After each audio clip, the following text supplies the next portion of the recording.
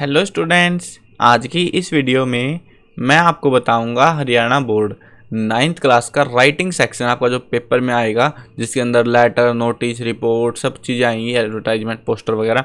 वो सारे टॉपिक्स इस वीडियो में आपके क्लियर होने वाले हैं। कौन कौन से क्वेश्चंस किस टाइप से आपको अटैम्प्ट करने, क्या क्या चीज़ें ध्यान में रखनी है, वो सारी चीज़ें आपको इस वीडियो से पता लग जाएंगी।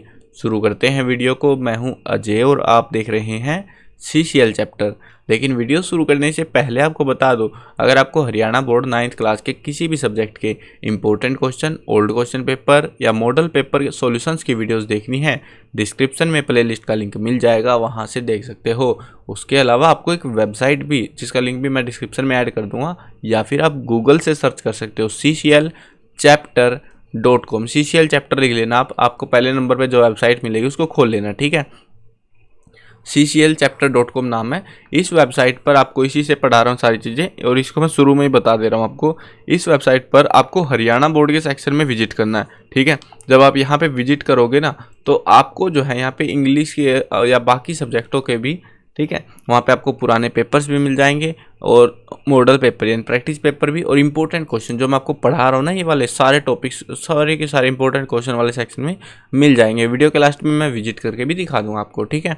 अब देखो लेटर राइटिंग का जो सेक्शन है, पहले हम लेटर राइटिंग देख लेते हैं, बाकी टॉपिक्स भी देखेंगे, नोटिस, रिपोर्ट वगैरह सब चीज़ें। पहला टॉपिक है लेटर राइटिंग। देखो लेटर राइटिंग के अंदर क्या होता है, सबसे इंपॉर्टेंट राइटिंग सेक्शन के अंदर समझ लो, राइटिंग सेक्शन जो होता है जिसके अंदर ये लिखने वाला आता है हमारा लेटर, नोटिस, रिपोर्ट वगैरह, इसके अंदर सबसे इंपॉर्टेंट होता है फॉर्मेट, ठीक है। अगर आपने फॉर्मेट को सीख लिया है तो आप कर लोगे, नहीं सीखा है तो नहीं कर सकते, सीधी बात यह है। क्योंकि आपको यहाँ पे दो चीज़ें, फॉर्मेट होना चाहिए प्लस में इंग्लिश की नॉलेज होनी चाहिए। क्योंकि यहाँ पे क्वेश्चन ऐसा नहीं है कि तुम रट्टा मार के भाग गए और भाई पेपर में वही आ गए, नहीं आता यहाँ पे भाई, लिटरली नहीं आता। आपको बस क्या करनी है, प्रैक्टिस कर सकते हो, ठीक है। फॉर्मेट और जो है इंग्लिश अगर आती है तो प्रैक्टिस कर सकते हो उसको लिखने की, किस तरीके से रिप्रेजेंट करना है उस चीज़ को, वो आप कर सकते हो। लेकिन उससे ज़्यादा आप कुछ नहीं कर सकते, क्योंकि पेपर में हर बार एक न्यू कंसेप्ट क्वेश्चन देखने को मिलता है। आप कितना भी पढ़ लेना इन चीज़ों को, कितना भी रिवाइज कर लेना, अगर कंसेप्ट नहीं सीखोगे तो आपके सारे क्वेश्चन गलत होने ही वाले हैं। और फॉर्मेट अगर आपने सीख लिया, उसके बाद अगर आपको इंग्लिश खुद से बनानी आती है तो उसके बाद इनको रटने की जरूरत नहीं है भाई। रटने वाला टॉपिक नहीं है ये। अगर तुम सोचो रट के हम पास हो जाएंगे, इसको नहीं हो सकते तुम इस चीज़ में, ठीक है। और इसमें जो है देखो दो टाइप के आते हैं यहाँ पे, जैसे अमृता, और ये एड्रेस हमें पूरा दिया, एड्रेस का आपको हमेशा ध्यान रखना है, ठीक है। अगर ये लोग एड्रेस देते हैं तो इनका ही एड्रेस यूज करना, अपना एड्रेस मत टेप देना वहाँ पे, ठीक है। उसके बाद में इन्होंने जो है स्कूल का नाम बताया है, is response to an advertisement for the post of computer teacher in that school. तो ये जो है एडवर्टाइजमेंट निकालना चाहते हैं, ठीक है। इस तरीके से आपको जो है रिस्पॉन्स एडवर्टाइजमेंट म्यूजिक टीचर के लिए निकाल रहे हैं स्कूल में, है ना। एप्लीकेशन लिखनी है आपको, ठीक है, write an application to principal. तो आपको जो है देखो यहाँ पे फ़र्क क्या है, अब सेंस को समझो एक बार आप।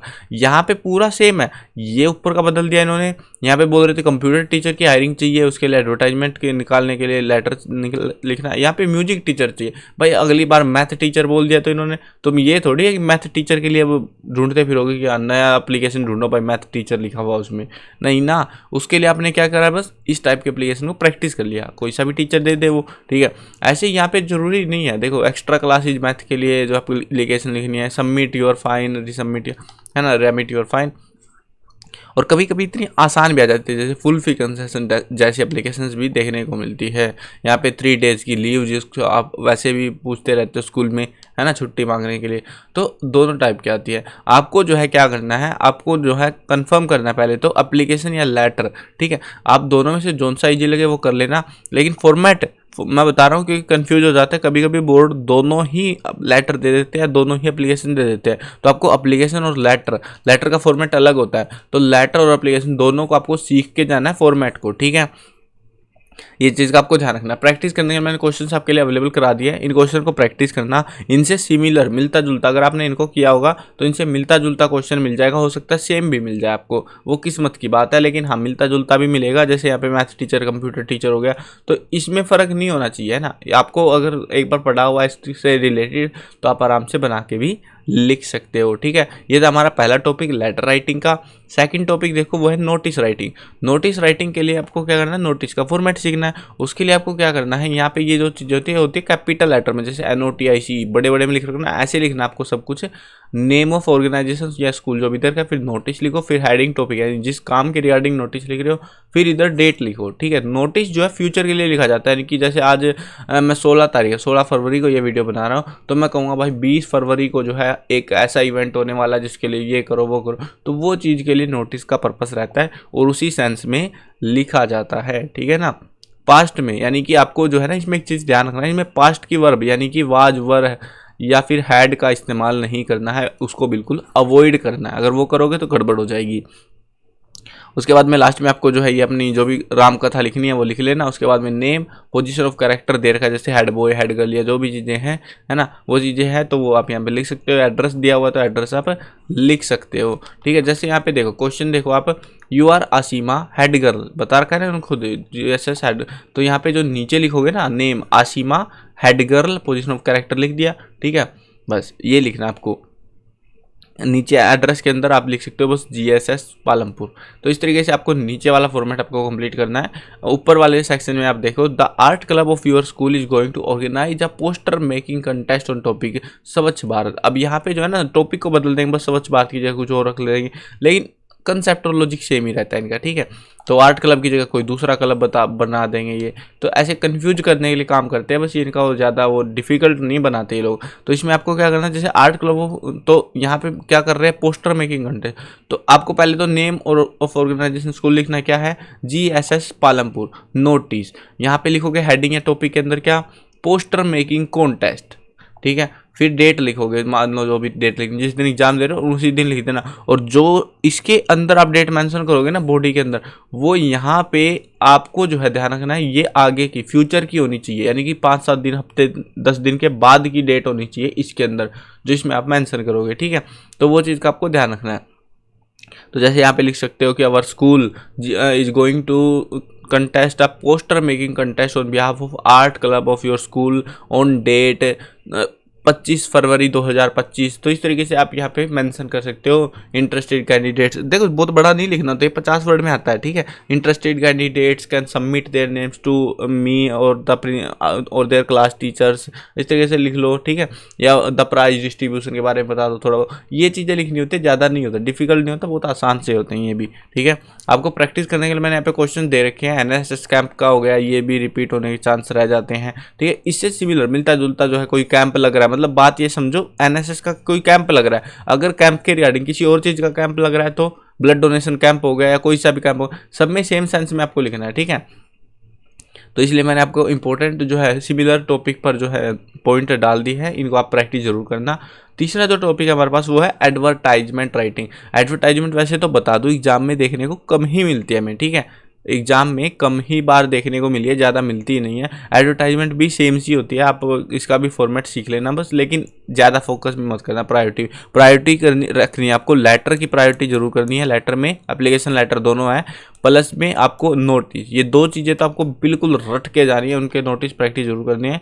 एडवर्टाइजमेंट भी आप प्रैक्टिस कर सकते हो फॉर्मेट पे। उसके बाद आता है पोस्टर मेकिंग। सबसे मनुष्यत अगर देखोगे तो पोस्टर मेकिंग में है, वो क्यों, क्योंकि भाई 10 साल में एक ही बार पेपर में हमें देखने को मिला पोस्टर मेकिंग। ठीक है, उसके बाद जो नेक्स्ट टॉपिक है इसकी प्रैक्टिस करनी है तो कर लेना, लेकिन मैं तो कहूँगा भाई अवॉइड कर दो। और रिपोर्ट राइटिंग में भी सेम ही हाल है, वो भी एग्जाम में देखने को नहीं मिलती। ठीक है, वीडियो के लास्ट में आपको पेपर भी दिखा दूंगा एक बार को खोल के। ठीक है, अब देखो यहाँ पे जो है उसके बाद आता है पैराग्राफ। आपको जो है पैराग्राफ भी देखने को मिल सकता है। पैराग्राफ के अंदर आप देख सकते हो क्वेश्चंस अलग अलग टॉपिक पे मिलते हैं, लेकिन हाँ इसको रिपीट या कह सकते हो कि भाई पैराग्राफ का भरोसा नहीं, क्या पूछ ले, इनकी मर्जी है। ठीक है ना, तो आप यहाँ पे value of discipline, cheating in examination, है ना, ऐसे मतलब एग्जाम से रिलेटेड कुछ अगर पैराग्राफ मिले ना आपको वो पढ़ लेना। और साथ में ये कोरोना वायरस उस समय का था ये फेमस, तो अभी तो शायद काम ना आई है। राइजिंग पोल्यूशन ये हो सकता है आपका टॉपिक अच्छा, और value of discipline in student life, और साथ में जो है चीटिंग इन एग्जामिनेशन, ये 2-3 टॉपिक है जो आप पढ़ लेना। इनमें से चांसेस रहेंगे एग्जाम में आपको पैराग्राफ देखने को मिल जाए, ठीक है। इसमें लिखना होता है बस, इसमें तो सीधा। उसके बाद आती है वर्ब वगैरह, ये तो आपके ग्रामर की वीडियोस आएंगी सारी, उसमें सारे ग्रामेटिकल टॉपिक्स को हाईलाइट कर दूंगा, बता दूंगा, ठीक है। अब यहाँ पे देख लो, ये जो वेबसाइट मैंने बताई थी cclchapter.com, इस वेबसाइट पर हरियाणा बोर्ड का सेक्शन मिलेगा, जहाँ पर बुक्स के सॉल्यूशन, इंपॉर्टेंट क्वेश्चंस, ये 2025 के जो मैंने आपको अभी दिखाया ना सारी पोस्ट, ये सारे यहाँ पे मिल जाएंगे आपको अलग अलग टॉपिक्स के हिसाब से। पुराने पेपर्स और मॉडल पेपर्स वगैरह यानी प्रैक्टिस पेपर, सब चीज़ें मिलेंगी। अब एक बार आपको पेपर भी दिखा देता हूँ, मॉडल पेपर में जाके प्रैक्टिस पेपर कि 9th का जो पेपर है वो किस तरीके से रहेगा। यहाँ पे आंसर की वगैरह सब चीज़ें अवेलेबल है, तो डाउनलोड कर सकते हैं यहाँ से आराम से। अब जो है आप अपना पेपर देखो एक बार, आपका जो पेपर आएगा यहाँ पे अनसीन पैसेज है शुरुआत में, उसके बाद में राइटिंग सेक्शन स्टार्ट होगा, तो उसके बाद में देखेंगे यहाँ पे ग्रामर आ चुकी है, ग्रामर के बाद में आई गेस आएगा, हाँ ये आ गया, देखो राइटिंग सेक्शन, ठीक है। सेक्शन सी में मिलेगा आपको राइटिंग सेक्शन 10 मार्क्स का। इसके अंदर क्या है, पहले आएगा अटेम्प्ट एनीवन, इसमें क्या दिया हुआ है, you write a letter to manager, ठीक है। एक लेटर लिखना, लेटर का फॉर्मेट सबसे इंपॉर्टेंट रहेगा कि आपने 20 कंप्यूटर ऑर्डर करे थे, एक डेमो के लिए इन्होंने दिए हुए क्वेश्चंस, ये डिट्टो सेम नहीं आते। या फिर एप्लीकेशन लिख लो, जोन सा ईजी लगे वो तो कर लोगे, ठीक है। उसके बाद में और में दिया हुआ है, मतलब और में हो गया हमारा लेटर एप्लीकेशन, एक टॉपिक हो गया। उसके बाद नेक्स्ट जो क्वेश्चन आएगा 5 नंबर में, उसमें आपको एक नोटिस देखने को मिलेगा, एक एडवर्टाइजमेंट देखने को मिलेगी। इसीलिए आपको प्रायोरिटी और हम सबसे ज़्यादा जो टाइम स्पेंड करना है ना आपको राइटिंग सेक्शन के लिए, वो लेटर और नोटिस पे करना है, ठीक है। उसको गलत मत करके आना, उसको सीख लो अच्छे से, बिल्कुल प्रैक्टिस कर लो अच्छे से। उनको अगर सीख लोगे तो उसके बाद आपको कोई दिक्कत नहीं पड़ेगी। लेकिन एक सीक्रेट और बता देता हूँ, बताऊँ क्या, चलो बता ही देता हूँ यार, तुम्हारे काम आ जाएगा। जिन बच्चों को सच में अच्छे नंबर चाहिए उनको बता रहा हूँ सिर्फ ये, जिनको भाई ठीक है टाइम पास करना है, बढ़िया है, वीडियो भी नहीं देखी होगी तो उनको पता भी नहीं लगेगा, ठीक है। इसी वेबसाइट पर इंपॉर्टेंट क्वेश्चन के सेक्शन में जब आप लोग आओगे ना, तो यहाँ पे आपको 9th क्लास में देखना आके, 9th क्लास में इंग्लिश के सारे टॉपिक है, लेटर, नोटिस, एडवर्टाइजमेंट, ग्रामर के भी सारे टॉपिक है, बाकी भी है सामाजिक वगैरह। अब यहाँ पे है ना एक चीज़ नोटिस, ध्यान से सुनो, ध्यान से सुन लो एक बार, लेटर और नोटिस, ठीक है, ये टॉपिक आपको प्रायोरिटी में रखने मैंने बोल दिया। लेकिन प्रैक्टिस कैसे करोगे कि एग्जाम में हाईएस्ट पॉसिबिलिटी बन जाए कि पढ़े हुए में से आ जाए, तो उसके लिए आपको क्या करना है, थोड़ा सा नीचे आना है, नीचे आना है, नीचे आना है, और 10th क्लास की भी इंग्लिश मिलेगी, ठीक है। उसके लेटर और उसमें देखो नोटिस यहाँ पे नहीं देखने को मिल रहा है, मेरे को नोटिस नहीं आता 10th क्लास में, ठीक है। तो उसके लेटर्स तो आप पढ़ सकते हो, इनमें से हो सके, बहुत बार मैंने देखा ये चीज़, आप बोलोगे भाई क्या बकवास कर रहे हो तुम, ये लिटरली ऐसा होता है। बहुत बार मैंने देखा कि जो लेटर जो है 10th क्लास में आते हैं वो 1-2 साल बाद 9th क्लास में भी प्रोवाइड करा दिए जाते हैं एग्जाम के अंदर, ठीक है। तो इसलिए 10th वाले लेटर्स को जरूर से एक बार पढ़ लेना, ताकि आपको एग्जाम में थोड़ी सी हेल्प मिल जाए, एक्स्ट्रा थोड़ा सा बूस्ट मिल जाए, ठीक है। अगर नोटिस की भी प्रैक्टिस करनी है तो 11th क्लास में नोटिस वापस आने लग जाते हैं। ये देखो 11th क्लास में नोटिस है, इनको प्रैक्टिस करो, जितनी प्रैक्टिस करोगे उतनी अच्छे से आप प्रिपरेशन अपनी कर सकते हो, नंबर आपके फिर नहीं घटेंगे। आई होप क्लियर हो गया होगा। और ये चीज़ किसी और को मत बताना, क्योंकि मैंने पिछली बार देखा था भाई, मतलब मैं पिछले 2-3 साल से देख रहा हूँ, जो ग्रामर है ना, ग्रामर का भी सेम लूप होल है यहाँ पे, ग्रामर भी इसी तरीके से काम करती है, और बच्चों को पता नहीं है, इसलिए उनको लगता है भाई क्या ही अजीब सा हो रहा है, ठीक है। चलो आई होप क्लियर हो गया होगा। तो मिलते हैं नई वीडियो में। चैनल को सब्सक्राइब नहीं किया है तो सब्सक्राइब कर लेना, और सारी प्रिपरेशन आपको वेबसाइट पर सब चीज़ें मिल जाएंगी, तो वेबसाइट से प्रिपेयर कर सकते हो। मिलते हैं नई वीडियो में, बाय बाय।